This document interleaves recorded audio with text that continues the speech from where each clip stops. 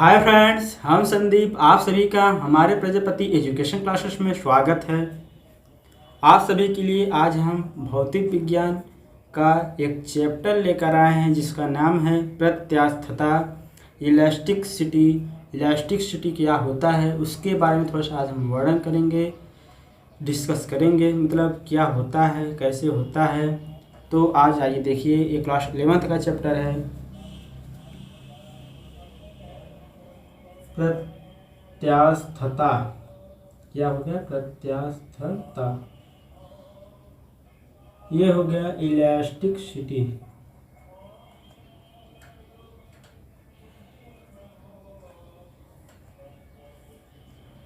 हाँ, प्रत्यास्था क्या होता है? प्रत्यास्था व परिभाषा एक्सप्लेन सिंपल बता देते हैं, उसके बाद एग्जाम्पल। जब किसी वस्तु पर कोई बाह्य बल, विरूपक बल लगाया जाता है तो वस्तु के आकार एवं आकृति दोनों में क्या हो जाता है? परिवर्तन हो जाता है।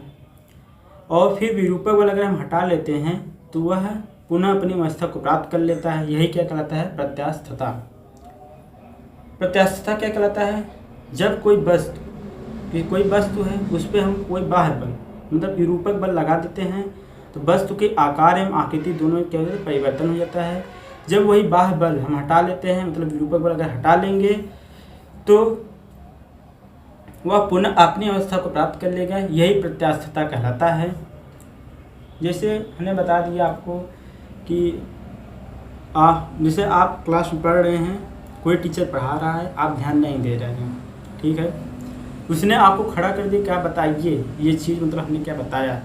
तो आप अगर आपको नहीं तो आप इस तरह मुँह बनाएंगे, ऐसे बनाएंगे तो यही प्रत्यास्थता हो गया। मतलब पहले आप ऐसे किए फिर अपनी अवस्था को प्राप्त किए तो वही प्रत्यास्थता हो गया। जैसे आज सब गांव क्या करते हैं, तो कहा भैया, तो ऐसे किए, ये क्या है? प्रत्यास्थता होता है। यही प्रत्यास्थता है। प्रत्यास्थता यही होता है, हमने आपको बताया। देखिए, किसी वस्तु पर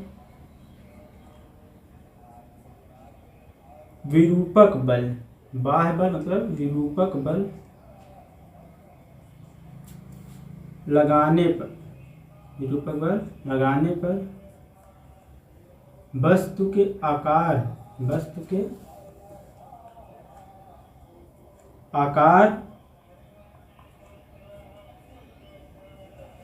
एवं आकृति में क्या हो जाता है?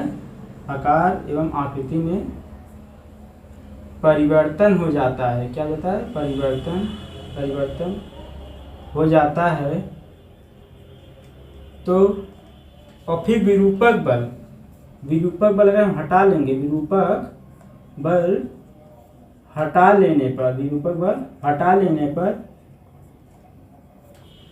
वह पुनः अपनी अवस्था को प्राप्त कर लेगा। वह पुनः अपनी अवस्था को क्या करेगा? वह पुनः अपनी अवस्था को प्राप्त कर लेगा।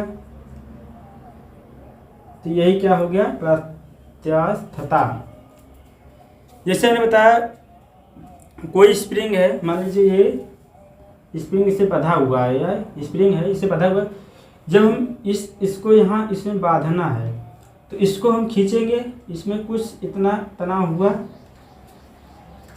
तो इसमें बांधने के लिए फिर अगर हम यहाँ से इसको छोड़ देंगे फिर पुनः ही अपनी अवस्था को प्राप्त कर लेगा। तो ये क्या हो गया? प्रत्यास्थता हो गया। यही प्रत्यास्थता होती है। इंग्लिश के लिए, जैसे आप इलास्टिसिटी इंग्लिश में आप जानना चाहते हैं, जैसे हमने बताया, this property of the body by virtue of its tend shape and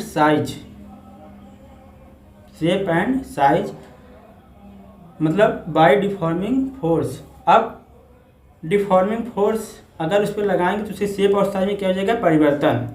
फिर अगर हम वही डिफॉर्मिंग फोर्स जो होता है वही हटा लेंगे तो वह क्या? पुनः अपनी अवस्था को प्राप्त कर लेगा।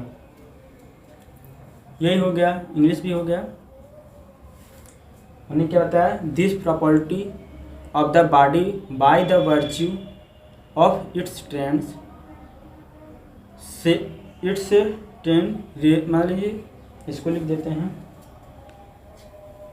हिंदी में। अगर आप समझ गए, अपनी भाषा में अगर आप समझ गए होंगे तो आप इंग्लिश में भी इसको कर लेंगे।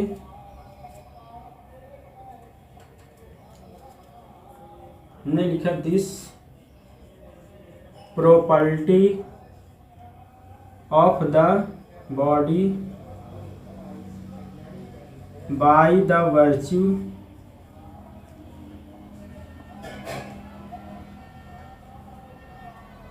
this property of the body by the virtue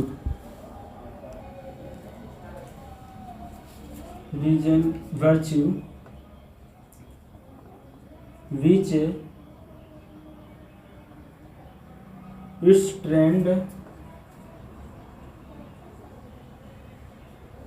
regain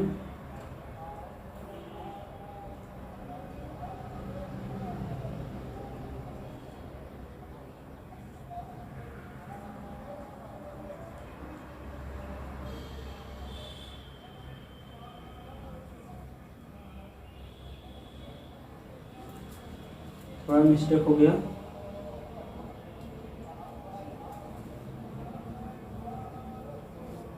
यहाँ मिस्टेक हो गया थोड़ा सा, देखिए इट से यहाँ हो जाएगा ओरिजिनल साइज, मतलब ओरिजिनल साइज जो उसका रहेगा वो चेंज हो जाएगा शेप और साइज। और फिर मतलब जब इस पर डिफॉर्मिंग फोर्स जो होगा अगर हम इसको हटा लेंगे तो वह पुनः अपनी अवस्था को प्राप्त कर लेगा। यही क्या हो जाएगा, इलास्टिसिटी। सीबीएसई बोर्ड वाले के लिए भी ये क्लास है, आप देख सकते हैं आसानी से। हमने कहा this property of the body by the virtue of which it stands regain its original size shape और size by the deforming force. अगर फिर कह रहे हैं अगर डिफॉर्मिंग फोर्स को हटा लिया जाता है, मतलब हटा देंगे तो वह पुनः अपनी अवस्था को प्राप्त कर लेगा। यही क्या कहलाएगा, इलास्टिसिटी कहलाएगा। देखिए हो गया ये। आप परिभाषा को देखिए ध्यान से, उसे समझने का प्रयास कीजिए। अगर आप अपनी भाषा में समझ गए होंगे तो फिर आपको कभी नहीं भूलेगा। एक आया डिफॉर्मिंग फोर्स। डिफॉर्मिंग फोर्स मतलब विरूपक बल बार बार आ रहा है, इस यहाँ भी आया, यहाँ भी आया डिफॉर्मिंग फोर्स। डिफॉर्मिंग फोर्स होता क्या, मतलब विरूपक बल क्या होता है, इसके बाद थोड़ा डिस्कस करते हैं।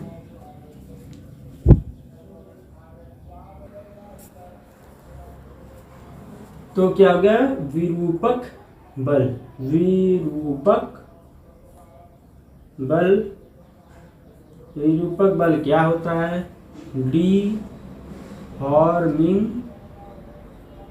डिफॉर्मिंग थोड़ा सा डिफॉर्मिंग फोर्स। क्या होगा, डिफॉर्मिंग फोर्स। दिख रहा है सही साफ आपको दिख रहा है ना, विरूपक बल डिफॉर्मिंग फोर्स।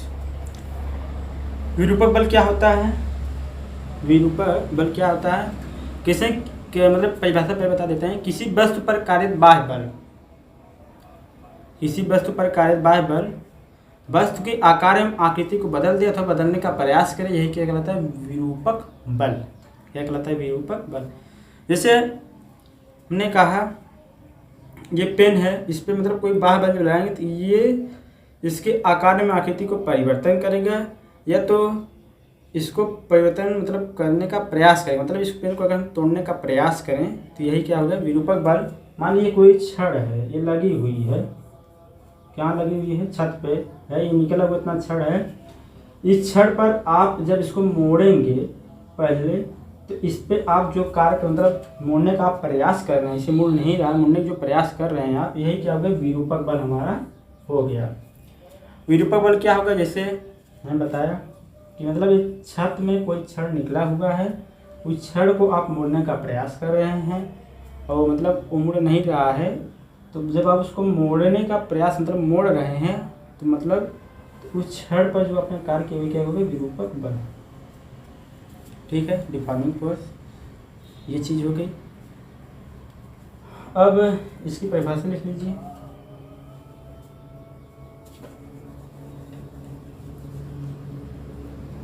क्या हुआ परिभाषा? किसी वस्तु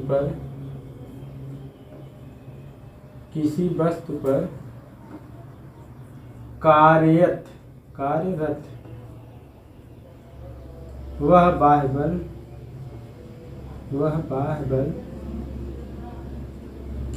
जो वस्तु के आकार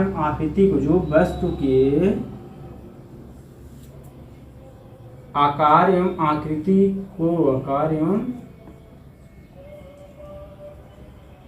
आकृति को बदल दे अथवा बदलने का प्रयास करे। क्या करे? बदलने का प्रयास करे। आज जैसे कोई चीज़ आप उसको तोड़ देंगे तो उसका तो आकार में कहीं तो बदल ही जाएगा।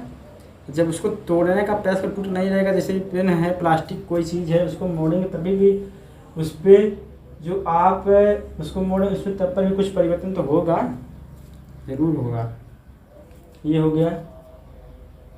तो परिभाषा आप एक बार आराम से देख लीजिए। परिभाषा को आप आराम से एक बार देख लीजिए। करें आप आ गया एक टॉपिक है इसमें थोड़ा दूसरा। क्या है? स्ट्रेस क्या होता है? विकृति। स्ट्रेस मतलब प्रतिबल या विकृति बल। देखते हैं प्रतिबल क्या होता है। प्रतिबल क्या होता है, इस चीज को थोड़ा देखते हैं। स्ट्रेस को प्रतिबल हमने कहा, प्रतिबल यहाँ है। प्रतिबल क्या होता है? कहें जब किसी वस्तु पर बाह्य बल विरूपक बल लगाया जाता है तो वस्तु के अणु जो होते हैं साम्य स्थिति से इधर उधर गति करने लगते हैं, तो उसमें एक बल और उत्पन्न हो जाता है। क्या? प्रत्यानयन बल। तो यही क्या होता है? जब प्रत्यानयन बल उत्पन्न हो जाता है तो वही क्या कहलाता है? प्रतिबल। कह रहे हैं हमने क्या बताया? जब कोई वस्तु किसी वस्तु पर बाह्य बल विरूपक बल लगाया जाता है तो वस्तु के अणु साम्य स्थिति में पहले तो जाते हैं, साम्य स्थिति से इधर उधर विस्थापित हो जाते हैं फिर उसमें एक बल उत्पन्न होता है, प्रत्यानयन बल, और यही क्या कहलाता है? प्रतिबल कहलाता है। तो आप इस चीज़ को आराम से सही देखिए। प्रतिबल बराबर होता है प्रत्यानयन बल बटे क्षेत्रफल। इस पे एक क्वेश्चन भी आता है कंपटीशन के, जब आप पेपर जाएंगे तो इस पे एक ये सूत्र भी पूछता है कभी कभी। इस चीज़ को आप ध्यान दीजिए। तो हमने क्या बताया? हमने कहा कि जैसे कोई वस्तु है, क्या है? कोई वस्तु है, किसी वस्तु पर हमने बाह्य बल विरूपक बल लगाया, किसी वस्तु पर बाह्य बल विरूपक बल लगाया, और जब उसके अणु साम्य स्थिति में होते हैं, साम्य स्थिति में पहले उसके अणु हैं, साम्य स्थिति से क्या हो गए? वो विस्थापित हो गए। साम्य स्थिति से क्या हो गए? विस्थापित हो गए। तो उसमें एक बल उत्पन्न हो गया, प्रत्यानयन बल। उस प्रत्यानयन जो बल उत्पन्न हुआ वही क्या कहलाएगा? विप्रतिबल कहलाएगा। स्ट्रेस। तो मान लीजिए जैसे ये पानी से भरा हुआ रखा हुआ है। अब जब इसमें कोई फोर्स लगाया जाएगा तो इसके मान लीजिए साम्य स्थिति में हुआ है, साम्य स्थिति में रहेगा, इसके अणु गति करने लगेंगे, इधर से इधर भागने लगेंगे, विस्थापित होने लगेंगे। मान लीजिए इसको अगर हम ये से इसको एक और कर दिए, थोड़ा सा इसको टेढ़ा कर दिए, तो यहाँ के अणु यहाँ विस्थापित हो जाएंगे इसमें। तो वही क्या कहलाएगा? प्रतिबल कहलाता है। तो प्रतिबल हो गया। इंग्लिश में देख लीजिए। इंग्लिश में परिभाषा पहले हिंदी में देख लीजिए आप लोग। इंग्लिश परिभाषा पहले हिंदी में देख लीजिए पहले। तो हो गया हिंदी परिभाषा। वस्तु के अंदर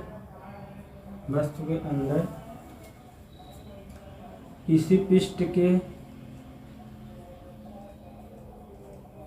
एकांक क्षेत्रफल वस्तु केंद्र के बीच के एकांक क्षेत्रफल पर आंतरिक प्रत्यानयन बल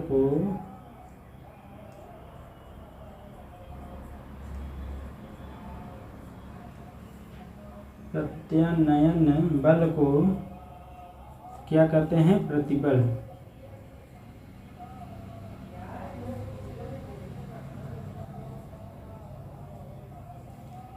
फिर वस्तु के अंदर किसी पृष्ठ के एकांक क्षेत्रफल पर आंतरिक प्रत्यानयन बल को क्या कहते हैं? प्रतिबल। ये परिभाषा आप एग्जाम के लिखने के लिए आपके लिए है। मतलब वो जो हमने बताया वो क्या था, जो चीज़ें हमने पहले बताई वो तो आपको समझने के लिए हमने बताया, परिभाषा नहीं है। परिभाषा ये है मेन किताब वाला। तो हमने बताया क्या, फिर से एक बार समझ लीजिए। प्रतिबल स्ट्रेस क्या होता है? प्रतिबल कह रहे हैं किसी वस्तु पर बाह्य बल विरूपक बल लगाने पर वस्तु मतलब जब वो साम्य स्थिति में रहता है तो साम्य स्थिति से उसके जो अणु होते हैं उसके अंदर वो विस्थापित होने लगते हैं और तो उसमें एक प्रत्यानयन बल उत्पन्न हो जाता है। और जो प्रत्यानयन बल उत्पन्न होता है वो क्या कार्य करता है? वह उसको फिर साम्य स्थिति में लाने का प्रयास करता है। तो यही प्रत्यानयन प्रतिबल कहलाता है। प्रतिबल हमारा क्या हो गया, उस परिभाषा को भी लिख लीजिए। किसी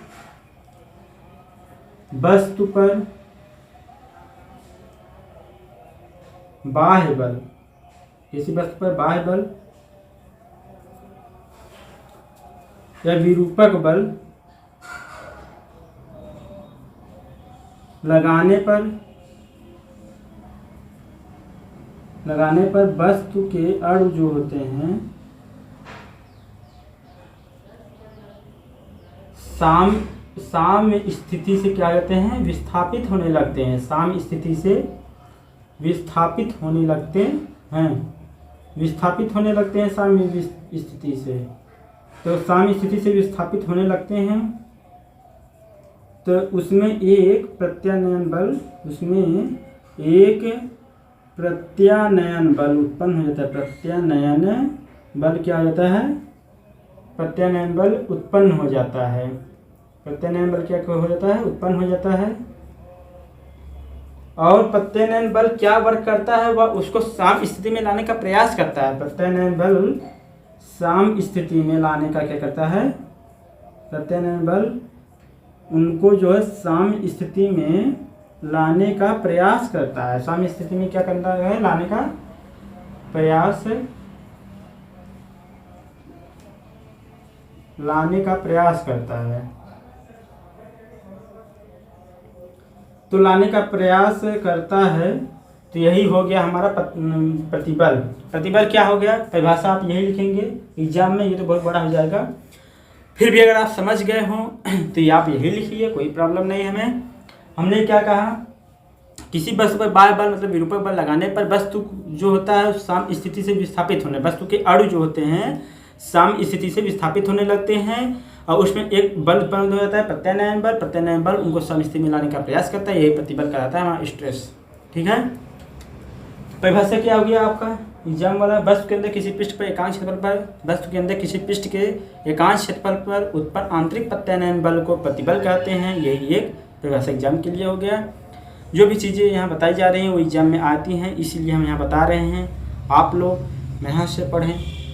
आज कोरोना के चलते मतलब सभी स्कूल और कॉलेज बंद हो गए हैं, तो इसलिए हम आपके लिए ऑनलाइन क्लास लेकर आए हैं। आप इस ऑनलाइन क्लास का फ़ायदा उठाएं, ज़्यादा से ज़्यादा वीडियो देखने का प्रयास करें। और अगर आपको पढ़ने भी मन नहीं लगा फिर भी इस वीडियो को देखें, तो कुछ ना कुछ तो आपको मतलब मोटिवेशन तो मिलेगा ही। अगर आप इस वीडियो को देखेंगे तब पर भी आपको 1-2 हेडिंग तो एक दिन में तैयारी हो जाएगा। 1-2 हेडिंग मतलब तैयार हो जाएगा एक दिन में। तो इस वीडियो को आप देखें, चैनल को सब्सक्राइब कर लें अगर नए हों तो, वीडियो को लाइक करें, ज़्यादा शेयर करें।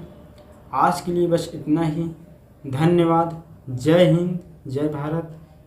हंसते रहिए, मुस्कुराते रहिए।